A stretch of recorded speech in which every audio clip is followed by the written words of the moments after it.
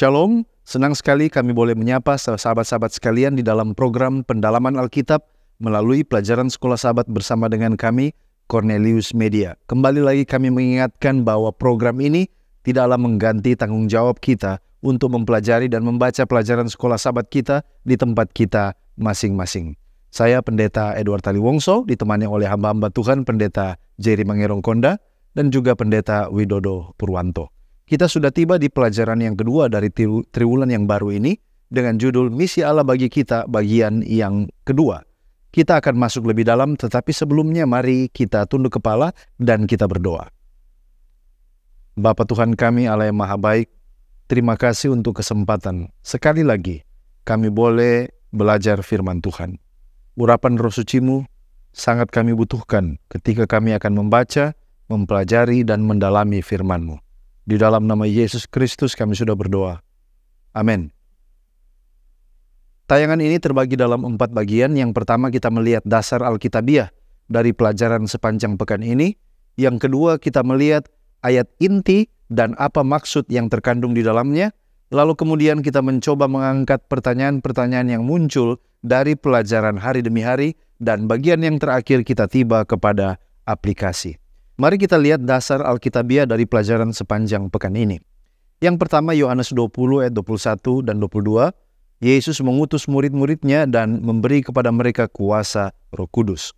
Matius 28 ayat 16-20. Yesus memberi perintah kepada murid-muridnya untuk pergi, membuat murid dan dari semua bangsa membaptis mereka, mengajar segala yang telah Dia perintahkan kepada mereka. Wahyu 14 ayat 6 dan 7. Seorang malaikat memberitakan Injil yang kekal kepada seluruh bumi, mengajak seluruh manusia untuk takut akan Allah, memuliakan namanya, dan bersiap sedia saat menghadapi penghakiman. Selanjutnya kita ke Perjanjian Lama, Ulangan 7 ayat 6, 11, dan 12. Allah memilih Israel sebagai bangsanya yang khusus, yang disucikan untuk menjadi umat yang setia dan istimewa baginya. Allah memerintahkan Israel untuk taat kepada hukum-hukumnya, dan kalau mereka mematuhi perintah-perintahnya, Allah akan memberkati mereka semuanya. Wahyu 7 ayat 9 dan 10, ada kumpulan orang besar yang tak terhitung jumlahnya dari segala bangsa, suku, bahasa, dan kaum. Mereka berdiri di hadapan takhta Anak Domba, memuliakan Allah dan Anak Domba karena keselamatan yang telah diberikan. Nah, selanjutnya kita lihat kepada pengertian judul, Misi Allah bagi kita. Pelajaran ini berkaitan dengan pelajaran pekan lalu. Intisari pekan lalu bahwa kita melihat misi Allah adalah untuk mengembalikan citra Allah yang sudah hilang oleh karena dosa. Lalu kemudian Allah mengutus Allah Anak untuk keselamatan manusia, bahkan juga Dia rindu untuk tinggal bersama-sama dengan manusia. Itulah sebabnya mengapa disebut dengan Immanuel atau Allah berserta dengan kita. Sementara kalau konteks minggu ini, misi Allah, di bagian yang kedua ini, kita melihat bagaimana Allah dan Allah Roh Kudus diutus ke dunia ini. Lalu kemudian fokus misi adalah amanat agung, yaitu pemuritan. Kita harus pergi, mengajar dan membaptis. Lalu kemudian pekabaran dari misi ini adalah tentang good news atau kabar baik, Injil keselamatan melalui Yesus Kristus. Sesudah itu, misi kita adalah diberkati untuk menjadi berkat dan menjadi penggenapan dari perjanjian, yaitu kita menjadi saksi bagi segala bangsa. Sekali lagi, siapa kita yang dimaksud di dalam konteks ini? Manusiakah atau seluruh manusia atau hanya umat pilihan Tuhan saja? Nah, kalau kita lihat judul ini diambil dari Matius 28 ayat 19-20. Dan kalau kita melihat konteks Matius 28 ayat 19-20, maka perintah ini disampaikan hanya kepada murid-murid Yesus. Mereka yang bersama-sama dengan Dia menyaksikan Dia terangkat ke sorga. Lalu kemudian, apakah mereka memiliki kuasa? Ya, Yesus berjanji bahwa mereka akan menerima kuasa untuk bersaksi kalau mereka telah menerima penggenapan janji Roh Kudus di dalam Kisah 1 ayatnya yang ke-8. Pertanyaan selanjutnya, bagaimana respon kita terhadap apa yang Yesus sampaikan kepada murid-muridnya ini? Ministry of Healing halaman 102 alinea yang keempat mengatakan, setiap murid sejati dilahirkan ke dalam kerajaan Allah sebagai seorang misionaris. Tidak lama setelah ia mengenal Juru Selamat, ia ingin mengajak orang lain untuk mengenal Dia. Kebenaran yang menyelamatkan dan menguduskan tidak dapat disimpan di dalam hatinya. Barang siapa yang minum dari air hidup akan menjadi mata air kehidupan, penerima akan menjadi pemberi. Jadi di sini jelas, mereka yang benar-benar bertobat akan selalu rindu untuk memberitakan tentang kebenaran kepada orang lain. Tetapi bagaimana kalau seandainya saya menolak misi Allah bagi saya? Minimal ada 4 hal yang akan terjadi. Yang pertama, kalau kita menolak itu berarti kita tidak menuruti perintah Yesus. Oleh karena jelas, Matius 28 ayat 19-20, benar itu perintah yang pertama kepada murid-murid, tetapi itu juga bagi saudara dan saya. Yang kedua, kita tidak bertumbuh di dalam keserupaan dengan Kristus. Oleh karena kalau Allah kita, Yesus Kristus menjalankan misi, maka kita juga sebagai anak-anaknya, sebagai umatnya, harus menjalankan misi demi keserupaan dengan Kristus. Efesus 4 ayatnya yang ke-15. Yang ketiga, kalau kita tidak menjalankan misi, kita tidak akan merasakan sukacita karena melihat jiwa-jiwa yang diselamatkan. Lukas 15 ayatnya yang ke-10. Dan yang keempat, yang paling penting adalah kalau kita tidak menjalankan misi, kita tidak berhasil mengikis roh cinta diri yang bisa berdampak kepada keselamatan kita. Contohnya Rasul Paulus pernah berkata di dalam 2 Timotius 4 ayat 10 bahwa Demas telah meninggalkan dia karena lebih mengasihi dunia ini. Meninggalkan misi oleh karena lebih mengasihi dunia ini. Lalu kemudian Rasul Paulus di dalam 1 Korintus 9 ayat 16 dia katakan, celakalah aku jika aku tidak memberitakan Injil. Artinya dengan kita memberitakan Injil, kita belajar tentang karakter Allah dan kita menjadi serupa dengan Allah, mengasihi jiwa-jiwa yang oleh mana Yesus mati dan memberikan nyawanya. Baik, pendeta, terima kasih. Nah, saudara-saudara, kita tiba pada ayat inti yang terdapat dalam Matius 28 ayat 19. Karena itu, pergilah, jadikanlah semua bangsa muridku, dan baptislah mereka dalam nama Bapa, Anak, dan Roh Kudus. Saudara-saudara, sebenarnya apa yang melatar belakangi ayat inti kita pada saat ini? Nah, setelah Yesus bangkit, ia mengumpulkan murid-murid di Galilea dan memberikan mandat yang dikenal dengan istilah perintah agung, di mana di dalamnya Yesus memberikan perintah kepada murid-murid untuk pergi dan memuridkan orang-orang lain. Dari penjelasan ini kita menemukan bahwa Yesus memerintahkan murid-murid untuk menjadikan semua bangsa muridnya. Nah, timbul pertanyaan, hal-hal apa saja yang harus diajar untuk menjadikan semua bangsa muridnya? Untuk menjawab pertanyaan ini ada beberapa ayat yang menjadi rujukan. Yang pertama adalah di dalam Matius 28 ayat 19. Dikatakan di situ, ajarlah mereka melakukan segala sesuatu yang telah kuperintahkan kepadamu. Lalu yang kedua, Wahyu 14 ayat 6 dan 7, Injil yang kekal akan diberitakan kepada mereka yang diam di bumi, dan hal ini berkaitan dengan penghukuman Allah. Lalu yang ketiga, Matius 24 ayat 14, Injil diberitakan di seluruh dunia menjadi kesaksian bagi semua bangsa. Lalu yang kelima, 1 Petrus 2 ayat 9, memberitakan perbuatan-perbuatan yang besar dari Dia yang telah memanggil kita keluar dari kegelapan kepada terangnya yang ajaib. Lalu yang kelima, Yohanes 1 ayat 15, kita disuruh untuk menyaksikan Yesus sebagai anak domba Allah. Jadi, hal yang akan kita ajarkan ialah segala sesuatu yang Yesus telah ajarkan kepada kita. Semua perbuatan-perbuatan besar dari Yesus dan Injil yang kekal, itulah kesaksian kepada setiap orang dimanapun mereka berada. Nah, saudara-saudara, setelah kita sudah mengikuti penjelasan sebelumnya, mungkin kita bertanya, apa dan bagaimana standar menjadi murid Yesus? Ini penting untuk kita ketahui. Dalam proses menjadi murid, ada 3 dimensi penting yang menjadi pendekatan efektif. Yang pertama, dimensi rasional, yang kedua, dimensi relasional, dan yang ketiga, dimensi misi. Dimensi rasional adalah menekankan pada pembelajaran di mana seseorang belajar dari Yesus Kristus. Hal ini dirujuk dari kata matetes yang artinya murid, yang menunjuk kepada seseorang yang magang dengan seorang guru, yang mengikatkan dirinya untuk memperoleh pengetahuan dengan belajar teori dan praktek dari gurunya. Dan pada bagian ini juga ditekankan proses perubahan dan pembelajaran seumur hidup. Nah, dimensi yang kedua adalah dimensi relasional. Bagian ini menekankan pemuritan berkembang dalam komunitas di mana gereja bersatu dalam kekeluargaan bersamaan. Mereka menyatukan perbedaan dalam iman dan cinta kasih seperti yang dipraktikkan oleh gereja mula-mula dalam Kisah pasal 2 ayat 46 dan 47. Dimensi ketiga adalah dimensi misionaris. Pada bagian ini menekankan ada pada panggilan untuk menjadikan murid didasarkan pada kata mateteusate. Ini adalah perintah utama dalam Matius 28 ayat 16-20. Disinilah gereja terlibat di dalam misi untuk menggandakan diri atau dari murid menjadikan murid. Dari saya sebagai murid, saya menjadikan orang lain murid.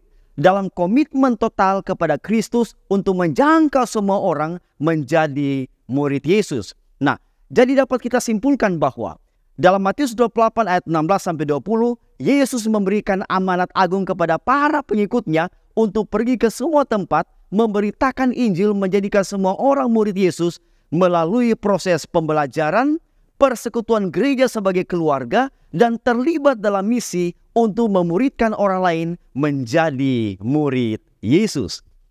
Masih melanjutkan pembahasan ayat inti kita tiba pada frase baptislah mereka. Nah, apa maksud dari frase ini? Dan kemudian mengapa disuruh dibaptis? Apakah semua orang bisa membaptis? Bukankah sekarang organisasi gereja kita hanya memperbolehkan pendeta yang sudah diurapi atau ditabiskan oleh organisasi gereja yang bisa membaptis? Mari kita lihat satu persatu. Frase baptislah mereka merupakan bagian yang tidak dapat dipisahkan dari fokus utama perintah agung Yesus untuk menjadikan semua bangsa murid yang sifatnya adalah imperatif atau sifatnya perintah. Artinya dalam proses pemuritan terdapat perintah untuk membaptiskan mereka yang menerima undangan untuk percaya kepada Yesus melalui pemberitaan Injil dengan cara yang alkitabiah seperti yang dipraktekkan oleh Yohanes Pembaptis dalam Matius pasal yang ketiga, yaitu dengan dimasukkan ke dalam air. Baptiso artinya membenamkan atau mencelupkan.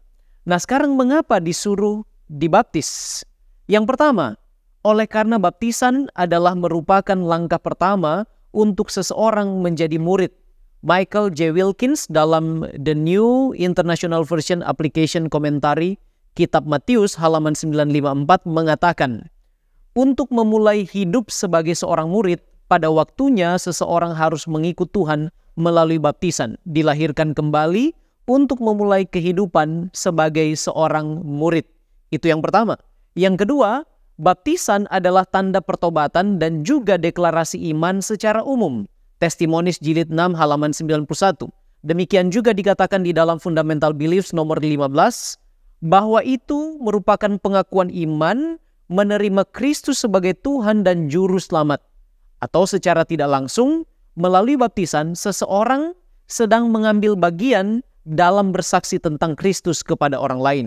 Dan yang ketiga, mengapa disuruh baptis?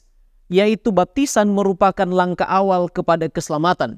Markus 16 ayat yang ke-16 bagian A. Siapa yang percaya dan dibaptis akan diselamatkan.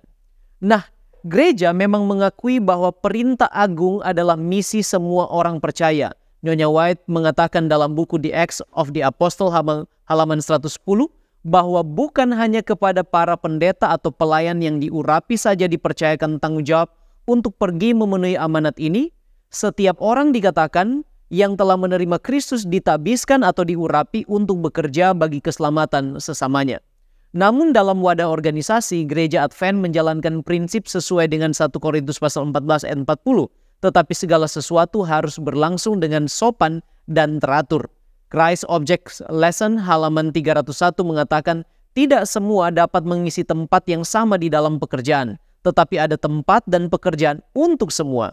Artinya gereja telah mengatur dalam sebuah peraturan sidang Peraturan jemaat bab yang ke-8 mengatakan bahwa hanya para pendeta yang sudah diurapi saja yang memiliki kewenangan untuk membaptis, ataupun bila tidak ada pendeta yang diurapi di tempat tersebut, maka seorang ketua jemaat atau juga boleh pendeta muda yang telah diurapi sebagai ketua jemaat melakukan baptisan atas izin atau mandat dari konferensi setempat.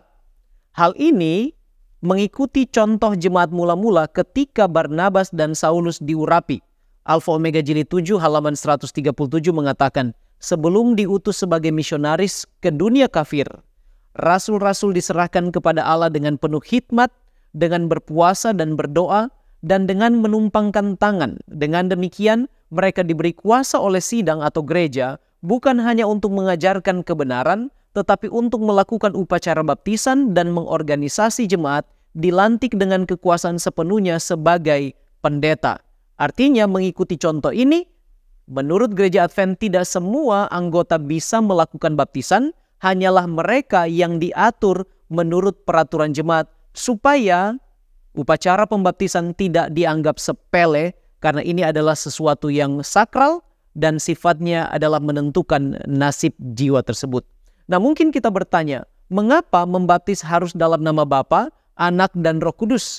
Sedangkan Yohanes Pembaptis ketika dia membaptis Yesus dalam Matius 3 ayat 16 tidak menyebut Allah Bapa, Anak, dan Roh Kudus.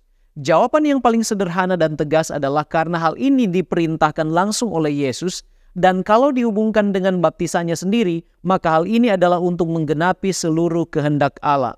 Michael J. Wilkins dalam NIV Application Commentary halaman 955 mengatakan bahwa pembaptisan dalam nama Bapa dan Anak dan Roh Kudus adalah sebuah keunikan dalam proses pemuridan yang mengindikasikan ketritunggalan Allah dan juga sebuah pernyataan terbuka tentang keilahian Kristus. Dibaptis dalam nama Bapa, Anak, dan Roh Kudus menyatakan kelengkapan kuasa dan otoritas Allah dalam upacara tersebut. Nah, Nyonya White dalam buku The Faith I Live By halaman 145 mengatakan bahwa dibaptis dalam nama Bapa, Anak, dan Roh Kudus adalah syarat yang ditetapkan Kristus sendiri. Untuk apa? Yang pertama, sebagai tanda masuk ke dalam kerajaan rohaninya menjadi anak-anak kerajaan surgawi. Yang kedua, agar mereka yang dibaptis diakui berada di bawah otoritas dan janji penyertaan Bapa, Anak, dan Roh Kudus. Dan yang ketiga, agar orang percaya dapat mengingat bahwa komitmen mereka telah dipersembahkan kepada Allah, Kristus, dan Roh Kudus. Nah, sekarang apa syarat untuk bisa dibaptiskan? Yang pertama, mengaku dosa. Setiap orang yang rindu dibaptis harus mengakui dosanya. Matius 3 ayat yang ke-6. Yang kedua, dia harus memiliki iman sesuai dengan Markus 16 ayat yang ke-16, percaya dan dibaptis. Dan yang ketiga, harus mengadakan pertobatan. Bertobatlah dan hendaklah kamu masing-masing memberi dirimu dibaptis. Kisah 2 ayat yang ke-37. Dan yang terakhir adalah menunjukkan buah-buah dari pertobatan tersebut. Matius 3 ayat yang ke-8. Inilah syarat-syarat seseorang bisa dibaptiskan. Baik, terima kasih pendeta. Dari pelajaran sekolah Sabat kita mempelajari bahwa ternyata Allah Tritunggal adalah asal mula dari misi yang kita jalankan. Tetapi siapa sebenarnya Tritunggal itu? Dalam teologi Kristen, konsep Tritunggal ini mengacu kepada keyakinan akan satu Allah yang bersifat tripribadi atau tiga kepribadian, yaitu Bapa, Anak, dan Roh Kudus.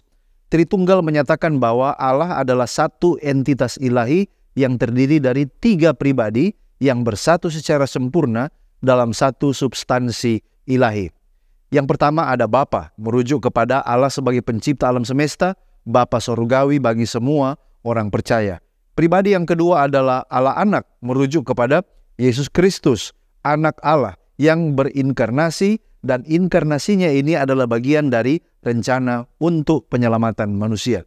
Dan yang ketiga adalah Roh Kudus, merujuk kepada kehadiran pribadi Allah yang bekerja di dalam hati orang percaya. Roh Kudus ini dia membimbing, mengajar, menguatkan, dan memberdayakan orang-orang untuk melakukan kehendak Allah. Mengapa disebut Tritunggal? Lalu apa keistimewaannya? Nah, di dalam bahasa Alkitab kita mendapati bahwa ada bahasa kemajemukan di dalam kealahan. Walaupun Perjanjian Lama tidak mengajarkan secara tegas bahwa ada kata Tritunggal, tetapi dalam banyak ayat berulang-ulang Allah menggunakan kata ganti jamak untuk merujuk kepada dirinya. Contohnya, di bagian paling awal daripada Alkitab, Kejadian 1 ayat 26.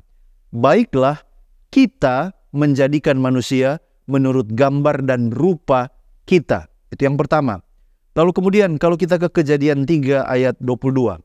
Sesungguhnya manusia itu setelah jatuh ke dalam dosa telah menjadi seperti salah satu dari kita. Kembali lagi kata ganti jamak yang digunakan. Lalu kalau kita ke Kejadian 11 ayat 7. Peristiwa Menara Babel. Baiklah kita turun dan mengacaukan bahasa manusia. Nah, dari ayat-ayat Alkitab yang mengindikasikan ada 3 oknum kealahan. Ada sekian banyak, tapi minimal ada 2 dari kitab Yesaya yang saya mau bagikan. Yang pertama Yesaya 48 ayatnya yang ke-16. Kalau kita baca di sana dikatakan, dan sekarang Tuhan Allah, Allah Bapa, mengutus aku, Allah Anak, dan dengan rohnya, yaitu Roh Kudus. Yesaya 48 ayat 16. Lalu kemudian juga di Yesaya 42 ayat 1. Aku, Bapa, telah menaruh rohku, dalam hal ini adalah Allah Roh, ke atasnya. Atasnya di sini adalah Mesias, supaya ia menyatakan hukum kepada bangsa-bangsa. Jadi Alkitab memang mengindikasikan bahwa ada 3 oknum kealahan. Apa misi dari Tritunggal? Mari kita lihat. Kalau kita lihat di dalam Alkitab, Anak menciptakan dunia, Yohanes 1 ayat 3, dan setelah genap waktunya, Galatia 4 ayat 4, Allah Bapa menunjukkan kasih-Nya dengan mengirimkan anaknya ke dunia, Yohanes 3 ayat 16 dan 17. Lalu Allah Anak ini yang datang, dia hidup, tidak berdosa, mati di kayu salib, mengalahkan dosa, lalu kemudian dia dibangkitkan.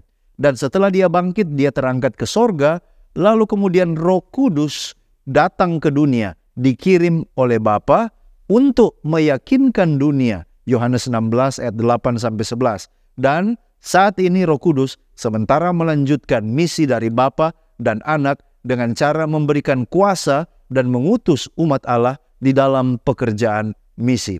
Dengan demikian kita melihat bahwa seluruh kealahan terlibat dalam bagian mereka masing-masing untuk menjalankan misi penyelamatan bagi manusia. Nah, saudara-saudara, sekarang kita tiba pada pertanyaan penting lainnya. Bagaimana dan kapan serta siapa yang diperintahkan untuk melakukan pemuridan? Fokus dari misi adalah menjadikan murid. Ajarkan dan baptiskan adalah ciri-ciri dalam proses pemuridan. Yesus memerintahkan pengikut-pengikutnya untuk pergi dan memuridkan orang-orang lain, mengajarkan mereka dalam iman dan memasukkan mereka dalam perkumpulan. Itu dapat dilihat dalam Markus 16 ayat 15-16, Lukas 24 ayat 44-49. Nah, lebih jelasnya mari kita lihat 4 aspek dalam Matius 28 ayat 16-20. Aspek pertama, Yesus memerintahkan murid-muridnya pergi ke Galilea untuk bertemu dengannya. Ayat 16. Yang kedua, Yesus datang kepada mereka dan menyatakan otoritas dan kekuasaannya. Ayat 18. Yang ketiga, Yesus kemudian mengutus murid-muridnya untuk melakukan satu tugas yang khusus, yaitu memuridkan. Ayat 19.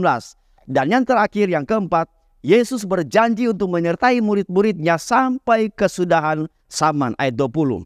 Hal yang harus diketahui adalah perintah agung itu bukan hanya ditunjukkan kepada murid-murid, melainkan kepada setiap pengikut Kristus yang sejati. Mengingat perintah itu sifatnya universal, di mana berita Injil harus tiba kepada setiap suku, bahasa, dan bangsa. Nah, apa tujuan dari pemuridan?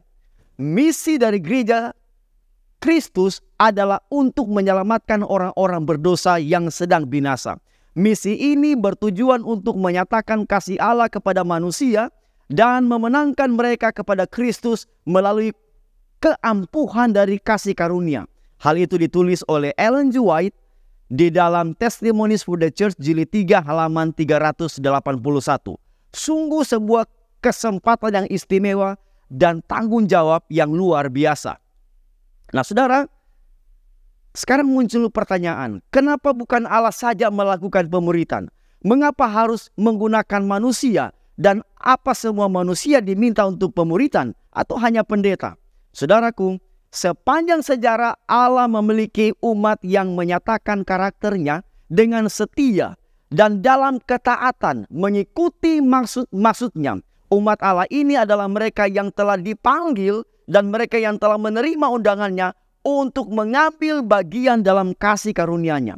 Semua orang ini telah dan akan terus menjadi instrumen Allah untuk menyelesaikan misinya. Yesaya 40 ayat 6 menyebutkan, Aku akan membuat engkau menjadi terang dan bangsa-bangsa supaya keselamatan yang daripadaku sampai ke ujung bumi. Nah, bagaimana cara untuk pemuritan? Pekerjaan pemuritan harus dimulai dengan kuasa dari Allah. Itulah sebabnya dalam Kisah 1:8 ada frase, kamu akan menerima kuasa. Kata kuasa didasarkan pada kata dunamis. Artinya kekuatan, kemampuan. Lukas di sini menunjuk kepada kuasa supernatural yang hanya diterima oleh mereka yang didatangi oleh Roh Kudus. Kuasa ini adalah untuk bersaksi. Kuasa ini memberikan satu, kuasa di dalam diri. Kedua, kuasa untuk memberitakan Injil. Ketiga, kuasa untuk memimpin orang lain kepada Allah melalui murid-murid yang telah diberi kuasa. Yesus akan melanjutkan pekerjaan yang telah Ia mulai di bumi. Pemuritan adalah proses belajar secara berkesinambungan dan terus terhubung dengan guru, dalam hal ini adalah Yesus. Nah, pada bagian ini ada pertanyaan penting lainnya. Adalah pekerjaan pemuritan itu adalah pekerjaan siapa? Apakah hanya pendeta, guru, atau ketua jemaat? Mari kita lihat. Ellen G. White dalam Alpha dan Omega Jilid 7 halaman 110 menyebutkan, bukannya kepada pendeta yang diurapi saja terletak tanggung jawab untuk keluar dan memenuhi tugas misi ini. Masing-masing yang telah menerima Kristus dipanggil untuk bekerja bagi keselamatan sesamanya, yaitu sesama manusia. Ya, terima kasih pendeta, dan kita berpindah kepada pokok penting lain, yaitu Injil kekal dan pekabaran misi. Nah, apa itu Injil dan mengapa disebut Injil kekal? Tentang apa sebenarnya isi dari Injil kekal tersebut? Injil, saudaraku, adalah kabar baik mengenai kasih karunia yang ditawarkan kepada semua orang melalui Kristus Yesus. Dan kita tahu bersama, Yohanes 3 ayat 16, karena begitu besar kasih Allah akan dunia ini, sehingga Ia mengaruniakan anak yang tunggal, untuk supaya setiap orang yang percaya kepadanya tidak binasa, melainkan beroleh hidup yang kekal. Nah, disebut Injil kekal karena memang tidak ada Injil lain selain daripada Injil tersebut. Seventh-day Adventist Bible Commentary volume 7 halaman 827 mengatakan, hanya ada satu Injil yang menyelamatkan manusia. Injil itu akan terus berlanjut selama masih ada orang yang harus diselamatkan. Tidak akan pernah ada Injil yang lain. Jadi dari sejak dunia belum diciptakan, Injil itu sudah ada menurut 1 Korintus pasal 2 ayat yang ke-7. Tetapi yang kami beritakan ialah hikmat Allah yang tersembunyi dan rahasia, yang sebelum dunia dijadikan telah disediakan Allah bagi kemuliaan kita. Kemudian pekabaran janji yang sama muncul pada waktu Adam dan Hawa jatuh ke dalam dosa. Jadi sebelum dunia diciptakan sampai kepada pengumumannya Kejadian 3 ayat 15, Injil itu terus berlanjut kemudian sampai pada penggenapan kedatangan Kristus dalam inkarnasinya sebagai manusia, Yohanes 1 ayat 14, kemudian kematian, kebangkitan, kenaikan, pelayanannya di bait suci surgawi menurut kitab Ibrani 9 ayat 24, juga sampai kedatangannya yang kedua kali, bahkan serta penghakiman dan pemulihan dunia ini nantinya. Apa isinya? Nyonya White mengatakan dalam buku Membina Kehidupan Abadi halaman 172, pemberitaan mengenai penghukuman, Wahyu 14 ayat 6 dan 7, adalah sebuah pemberitaan tentang kedatangan Kristus yang kedua kali sudah dekat, dan pekabaran itu disebut Injil yang kekal. Oleh sebab itu, khotbah tentang kedatangan Kristus yang kedua kali, pemberitahuan tentang dekatnya masa itu ditunjukkan menjadi suatu bagian yang penting dari Injil kebenaran. Jadi isinya sama, yaitu tentang pengharapan di dalam Kristus, tapi kemudian mencakup pas atau masa lalu, pembenaran dari kehidupan yang berdosa dalam Kristus, kemudian bentuk present atau sekarang ini, yaitu penyucian karakter dalam Kristus melalui pekerjaan Roh Kudus, dan juga mencakup apa yang akan terjadi kemudian, future, kelepasan di dalam Kristus pada saat kedatangan yang kedua kali, juga janji pemulihan setelah masa 1000 tahun di mana dosa akan dilenyapkan selama-lamanya. Nah, oleh siapa Injil kekal diberikan? Dan kepada siapa Injil kekal yang diberikan itu disalurkan?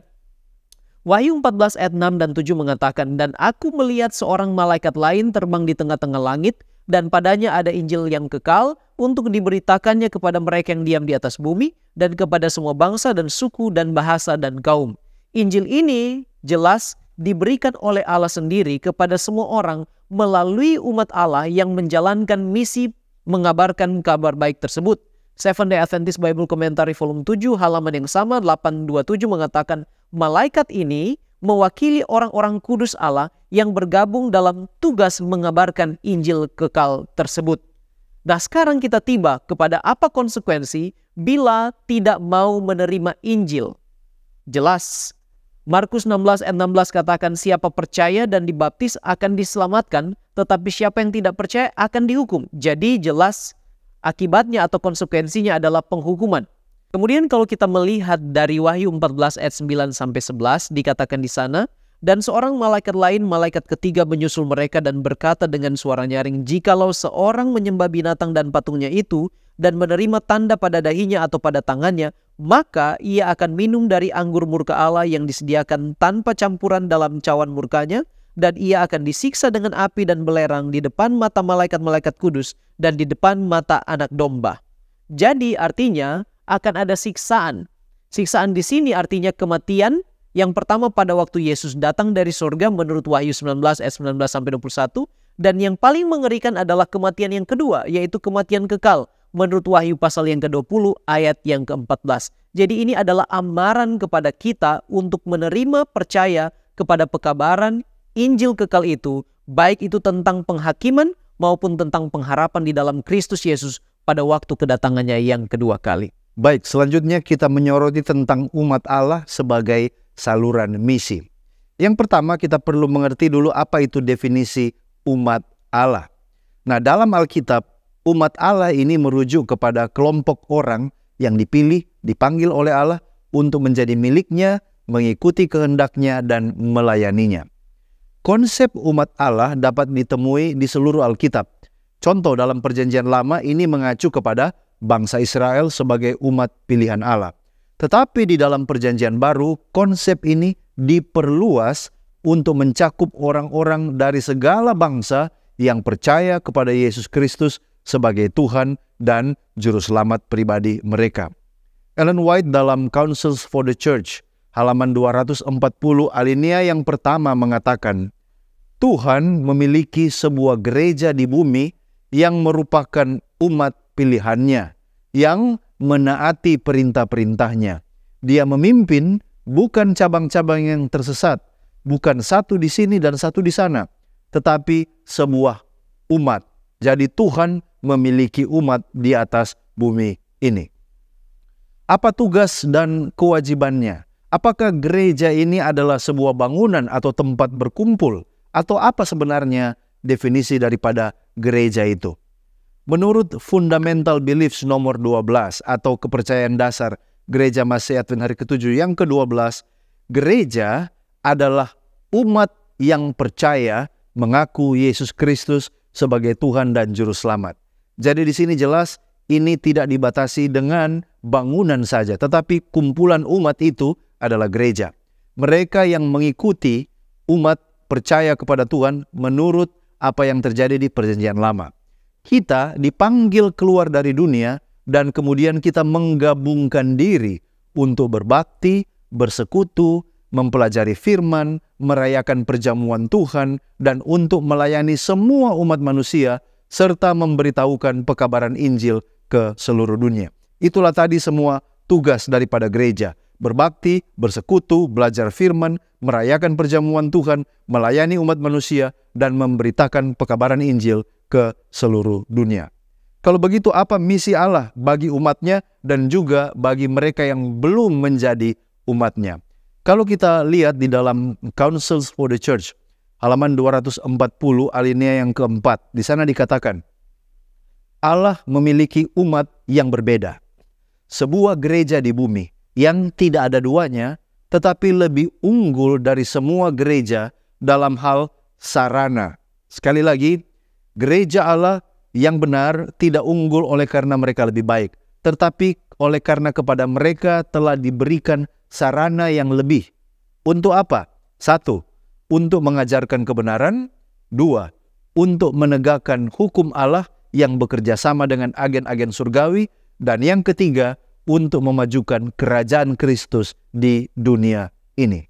Jadi, misi Allah kepada umatnya adalah memurnikan mereka, supaya ketika mereka menjadi murni, mereka menjadi kesaksian, mereka menjadi terang. Dan bagi mereka yang sudah menjadi umat Allah, sekarang mereka punya misi kepada mereka yang belum menjadi umat Allah, yaitu memberitahukan tentang kebenaran, mengajarkan tentang kebenaran, menegakkan hukum Allah, dan memperluas kerajaan Kristus di antara bangsa-bangsa yang belum mengenal Yesus Kristus. Itu adalah misi Allah kepada umatnya dan juga misi umat kepada mereka yang belum mengenal kebenaran. Setelah kita mendengarkan penjelasan sebelumnya, sekarang timbul pertanyaan, di mana tempat misi ini disampaikan? Atau di mana itu akan dimulaikan? Nah, saudara-saudara, dalam teks Kisah pasal 1 ayat 8, disebutkan di sana ada 3 area atau wilayah yang menjadi tempat misi itu dimulai. Di situ disebutkan yang pertama adalah Yerusalem. Yerusalem merujuk kepada kesaksian dimulai dengan orang-orang yang dekat dengan kita. Misalnya rumah, keluarga kita, tetangga kita, teman yang dekat dengan kita. Tempat yang kedua adalah Yudea, Samaria. Ini adalah kelompok orang-orang yang budaya bahasa yang sama dengan kita, yang tidak tinggal dekat dengan kita, tapi mereka ini akan menjadi sasaran kita untuk dijadikan mereka murid. Lalu yang ketiga, ujung bumi. Apa ini maksud dengan ujung bumi? Ini adalah kelompok orang-orang dalam bahasa etnis bangsa yang merupakan area terakhir dari misi, di mana mereka juga perlu mendengarkan dan dijadikan murid Yesus. Nah, dalam menjalankan misi Allah ini, gereja harus tekun di dalam doa.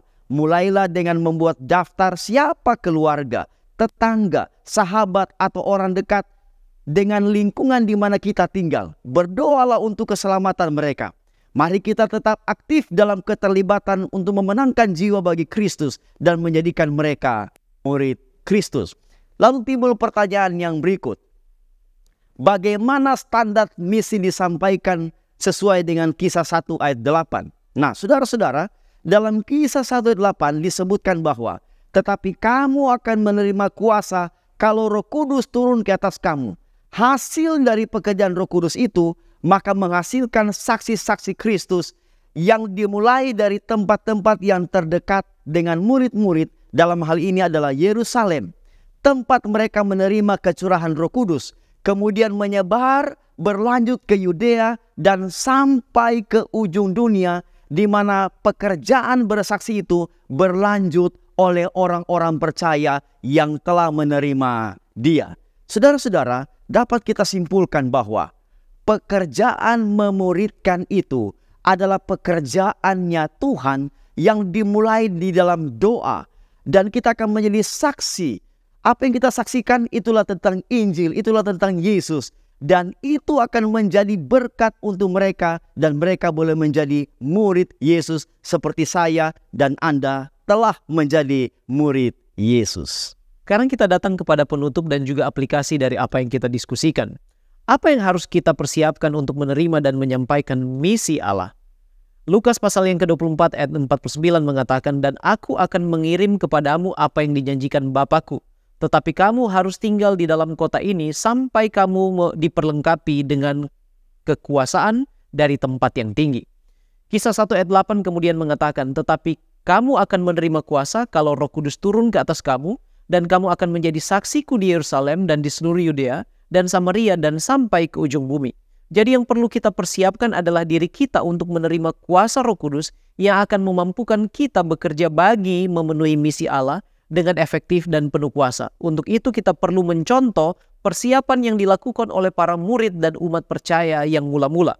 Alfa Omega Jilid 7 halaman 30 dan 31 mengatakan apa yang mereka buat. Yang pertama, mereka merendahkan hati dalam penyesalan dan pertobatan, mengakui dosa dan kekurang percayaan mereka kepada janji-janji Tuhan. Yang kedua, mereka berdoa dengan penuh kesungguh-sungguhan untuk suatu kelayakan bertemu dengan manusia dan dalam pergaulan untuk mengucapkan perkataan yang memimpin orang berdosa kepada Kristus. Doa yang sungguh-sungguh. Dan yang ketiga, mereka bersatu dalam penyerahan kepada Allah dan menyisihkan segala bentuk perbedaan.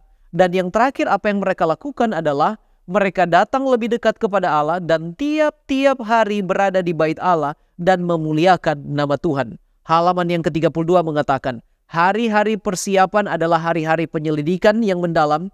Murid-murid merasa keperluan rohani mereka dan berseru kepada Tuhan dengan perbuatan dan kesungguh-sungguhan yang kudus yang akan menyanggupkan mereka untuk pekerjaan penyelamatan jiwa-jiwa. Jadi itu yang perlu kita lakukan untuk menerima dan menyampaikan misi Allah. Nah, sekarang bagaimana kita menyampaikan misi Allah kepada orang lain?